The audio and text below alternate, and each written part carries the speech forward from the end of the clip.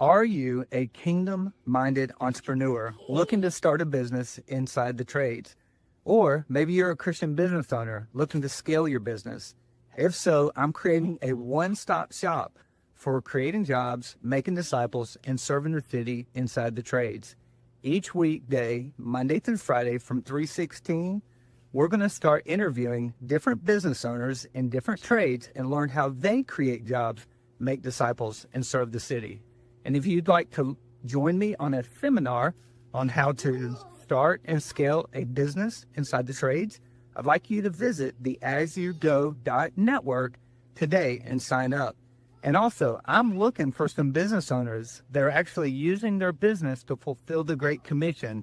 And I don't care what trades it is. If you'd be interested, one second, Jara, if you'd be interested, and being on the show, I'd love to interview you and share your story with others today. Now, let's get into today's show. Hey, David, welcome to the pod. Thank you, man. I'm super excited to be here. Hey, go ahead and start off and let everybody know what problem you solve inside of business. Yeah, so when I owned my own home service business, we had a maid service for almost 7 years, and there were really three main moves that we made after several years of like struggling and grinding and being super frustrated.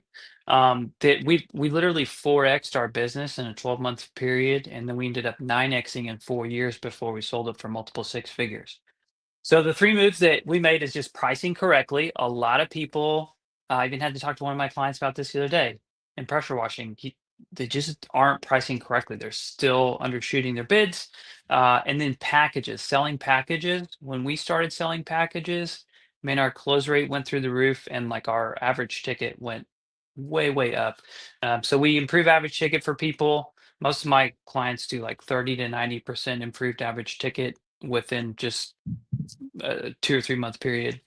And then lastly is automation. Automation was a huge um, growth lever for us in our cleaning business. My background was actually digital marketing before I started a cleaning business, and I noticed it gave me a big edge on my competitors because of that. And so we were able to grow faster by harnessing automation. So we install a lot of automations, and really overall, we just try to make the business more profitable by being smarter with your pricing, your packaging, your scripting, your choreography, and using a system we like to call FRAP to install more profit into your business. So good. I'm going to jump into some of those questions because I know everyone that's got a business in the trades, they're going to know how to make more money from every job and how to, put a package together and then get automation in their business. But before we get into that, I want to play a game with you. Okay. You ready for this? I'm ready. I love a good game. All right. I'm going to give you $5,000. And with that 5K, you get to start any trades business from Mm, scratch. Which trades business are you starting? And then how would you end up making it cash flow positive? Man, that is such a good question. I think honestly, I probably would go with pressure washing. The reason for that is the startup is pretty low. My employees wouldn't need to be certified or like have any special licenses like plumbing and electrician, and so scaling to me would be a little bit easier, a little bit faster. Training would be easier. And what's the second part of that question? How would I scale fast? Or Yeah. How would you turn it as fast as you possible? What would your game plan be in making it cash flow positive quickly? yeah, um, honestly, I'm a huge fan of boots on the ground marketing, old school. So door knocking and flyers and yard signs. I think a lot of times people do marketing like that in isolation. Like they'll do those three things, but they'll do them in isolation of each other. And what we've learned in business is the power is in when you compound your marketing efforts. And so when you're doing, you find, first of all, use the EDDM website to find your most lucrative neighborhoods and target those. And don't just do door knocking, don't just do flyers, don't just do yard signs, but do them all at the same time so you increase your visibility and you become impossible to ignore. That's something you always want to think about when you're marketing is you want to find ways to become impossible to ignore where people just notice you.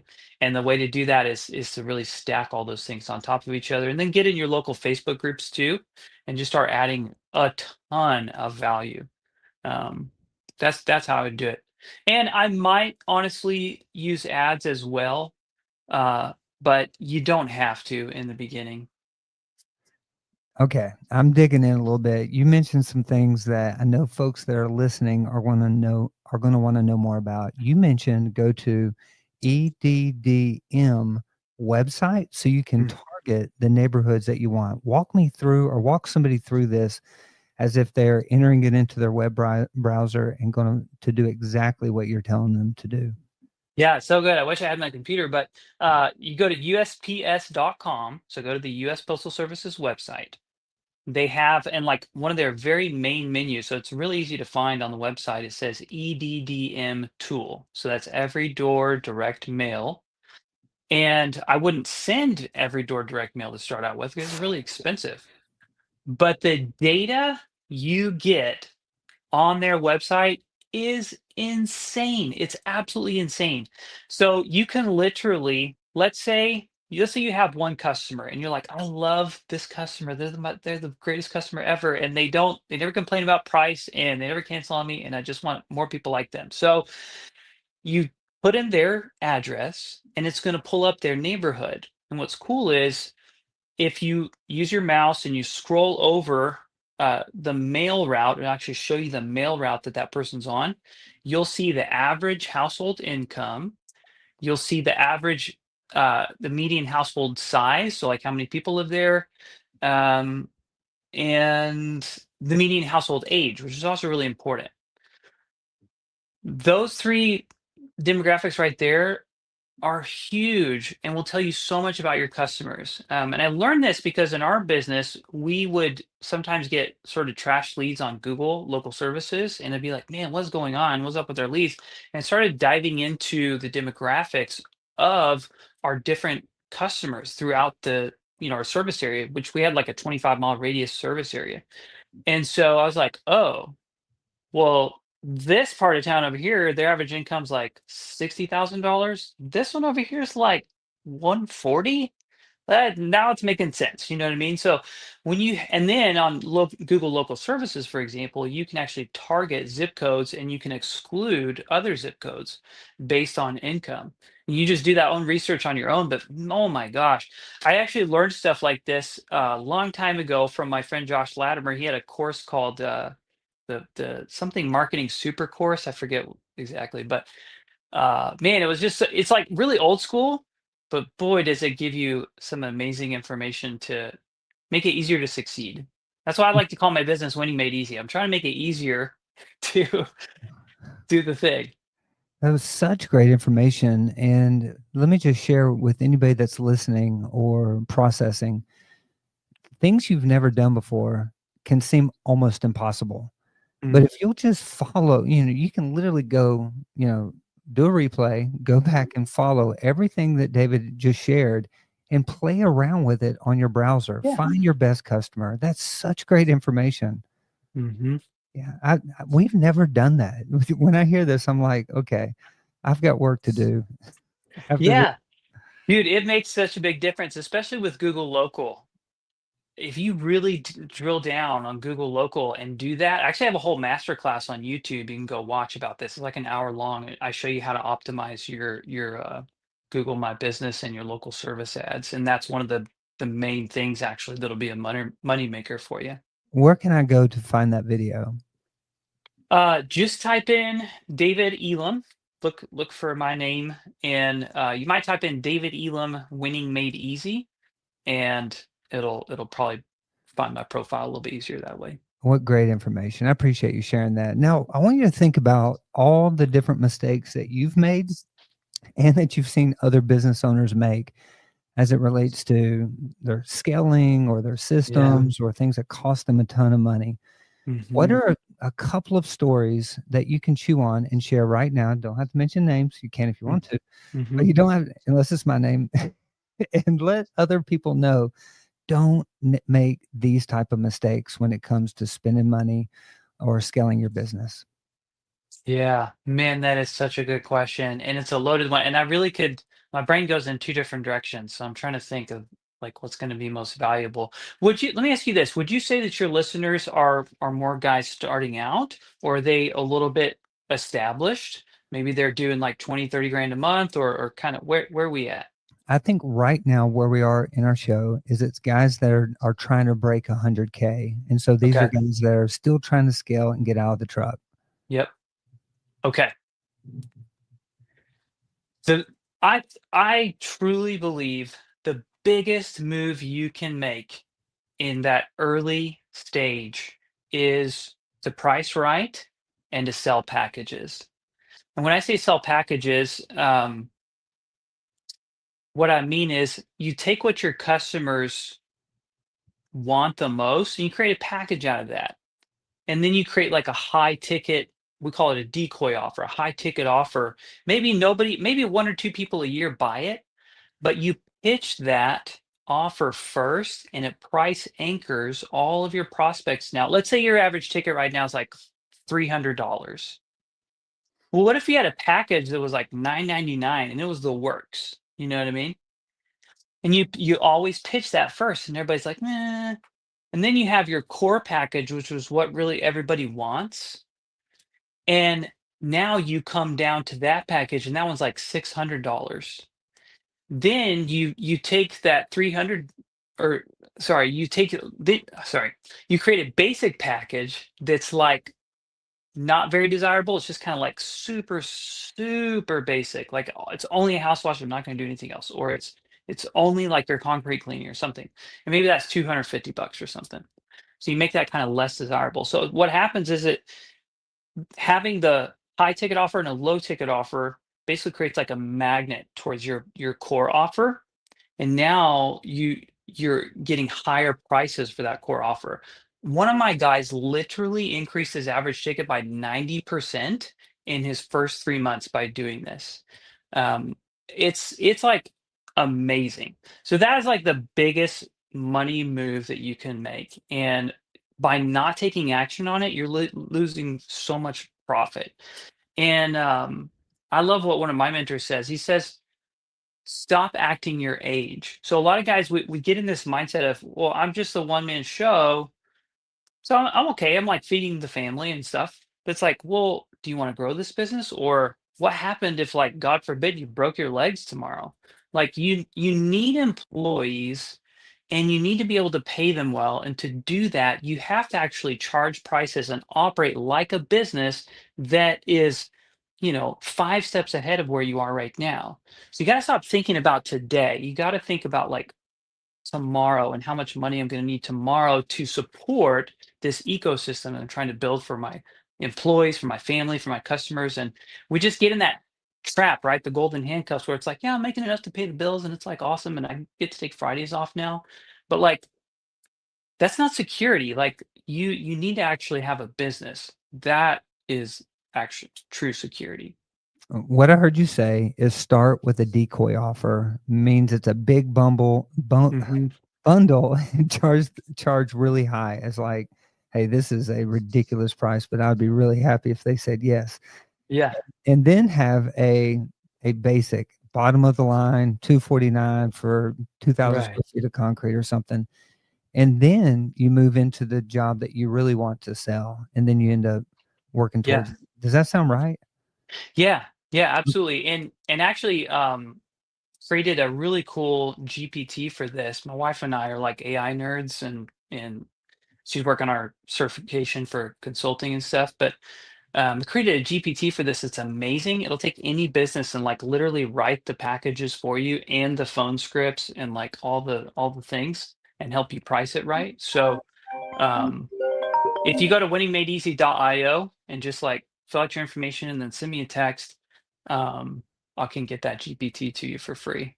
Okay. And so the way they would get in touch with you is that just go to your Facebook profile, or how would you like for Yeah. them to get in touch with you? Yeah. Find me on Facebook. You can also go to winningmadeeasy.io. And I have a whole, actually, I have a free ebook on there that walks through a lot of these things that we would do if we're helping a business. But so it's really valuable. But if you just there'll be automated text, and then if you just text me and say, "Hey, I want the GPT you were talking about," So um, good. I'll send it to you. Yeah, I think I'm gonna ask for it because I It's wanna play good. with it. Alright, so let me ask you this. You said one of the number one mistakes that people make is they're not charging the right number. Can you help Yeah. somebody in any city, any state, they're trying to learn how to get their prices right? Would you walk us through that? Okay. Like how to back into that number? Is that what you're asking? Yeah, how do I know that I'm whether or not I'm charging too much or too little, and how do I make sure I charge right? Yeah. Yeah. So this might sound a little bit arrogant and a little bit like that can't be true. But but just hear me out. I actually want you to start with how much do you actually want to make? That's really the most important thing. And don't think about your competition so much at the beginning. Think about what I want to make and then figure out ways to justify those rates by creating a better experience for your clients, maybe including a more robust checklist in your cleaning, in your service, right? So don't just go by what your competitors charge. Our cleaning business was literally the most expensive cleaning business that I knew of in our area, and what we did is we would shop around a couple times a year and see what other people are charging and also see how the client experience was. And oftentimes it was really terrible. And we were able to justify like double our competitors' price sometimes because we had a better client experience, we had better follow up. People would literally gasp at our prices on the phone sometimes, like, "Oh, I've never expected to pay that much for a house cleaning." But then they call us back a week later and they'd be like, "You know what? I shopped around. Nobody answers their phone. I really like your checklist. I looked at your Google reviews. We became the number one rated maid service within 2 years because we really went deep on that system." So, like, there's ways to get the prices that you want. And the guy that I mentioned that he almost doubled his average ticket in 3 months. He was in a really rural area. I mean, rural area in like North Carolina. And so it doesn't matter where you are. Like these principles are true. You just have to tap into them. So that's not a real like uh I guess nuts and bolts answer, but I actually think that that's where you should start. And then once you decide, okay, this is how much I want to make, then you can back into, I want a 30% profit margin and therefore I need to charge, I need to average XYZ per labor hour, let's say. And so that is important, but you need to like start here. You talk a lot about the importance of getting five-star reviews and wowing customers so you can get repeat customers. What is the best advice you've ever seen or heard on ways to make your customers go, wow, and call you back year after year after year? Yeah, that's a really great question. So a lot of it does boil down to customer experience and like how you made this person feel. And I got some advice from one of my colleagues, I think, that we actually created a checklist of, hey, in our company, these are like 20 company approved wow factors or wow items that you can do for your customers. So you want to find things that maybe your customer didn't anticipate and literally encourage your employees that, hey, pick anything on this checklist and just go the extra mile on that one thing. Spend 5 minutes, 10 minutes extra and just like do that thing and make it look amazing and throw in the mailbox for free, whatever. Like that's really where you get that. You just have to add a little bit of icing, right? To make the cake sweeter. It doesn't take a lot. Yeah, that's so good. So create a checklist where your team members can go to wow their customers and just say, pick one. I love that idea. Hmm. Now, I want to get into, one or two more questions. And this is for business owners that are trying to figure out a way, how do I break free from the truck Hmm. and start hiring my first team member? Do you have any advice on how to help business owners in the trades get off of the truck or stop being a tech and let somebody else start doing the work? Yeah, absolutely. So the most important thing is your pricing. because if you don't have the margin as a solo, you won't be able to afford that next employee. Then you need to really work on your choreography, how to produce referrals, how to get more leads for cheaper or free leads. But the most money you can make in any business is really when you're the one engineering the marketing in your company and the customer experience. And so you just want to make sure you want to make sure you've got a little bit of work. But then once you do hire that person, then you've got to really hustle. And maybe you're the guy passing out flyers and knocking on doors and kissing babies and shaking hands, like my friend Josh Latimer says. Uh, you got to be that guy so that you can, afford to pay your employee. Just make sure you got the margin, right? Um, and then the other thing I would say is pick some core values, like choose things that you're going to live and die by in your company. And when you go to hire, make sure you don't violate those things. Every Mhm. time I had a thorn in my side in my company, it was always because I violated one of my core values in a hiring decision. That is the worst thing you can do. Doesn't mean they're a bad person. It's just if they don't fit in your company culture and with your core values, it's always a mistake. And so make sure you have really clear vision and core values for your company and how you want people to be treated, and never, never, never violate those. You'll be so much happier for it. Yeah, when I casted vision for Josiah to be a part of our Brown's pressure washing, he was 17 years old, and I had no clue whether or not I was going to be able to get enough work. We ended up doing 225 in year one, but I literally said to Awesome. him, I said, "Hey, I think I got enough work where I can keep you busy. Would you be interested in working full time in pressure washing?" And you don't really know whether or not it's going to happen. You just cast the vision, Yeah. people come in, and then you do everything you can to keep them as busy as possible so they can Hmm. work. All right, final question. So good. You said the third thing that you would do is you would add a little bit of automation into your business. Give me the one or two things, no brainer, that every Hmm. business owner should start adding today. Yeah, absolutely. Great question. So, for one, you need to have some type of text or email responder when people fill out a web form, let's say. They need to hear from you right away to just have assurance that, okay, this is a real company and like there's real people in the back end. You need to call them back as quickly as possible. And then we installed like a simple 8 email automation. I gave like a little discount, like $30 coupon or something. Man, our business overnight, like blew up because of that simple thing. And I would talk about our story, our company's story, and our 5-star reviews, and like what makes us different, and blah blah blah. But it's just you staying in front of people, and you got to remember what your competition is not doing so many things. And if you go the extra mile in every little thing, you're gonna outpace your competition every time. So just write some emails, like take a weekend and again, contact me. I've got some really cool GPTs that can help you with stuff like this, but um, it's simple stuff, right? But you just got to stay in front of people more often. If you can just have an email autoresponder, that's like the easiest thing in the world. Thank you so much for your help, David. You've been so helpful to anybody looking to start and scale a kingdom minded business. And if somebody actually wanted to have a conversation with you and maybe even hire you as a coach, how can they find out more information? Yeah, so really the best way is to go to winningmadeeasy.io, and you'll be able to download my free ebook on the FRAP formula. FRAP is a system that we coach our students on, and it's profit producing system. So on the back end of that, you'll be able to schedule a call with me. I'll see it on my end, so I'll reach out to you as well. But I'd love to have a conversation. I love talking shop. If there's any way I can help, I would love to. If I won't be able to help, I'll let you know.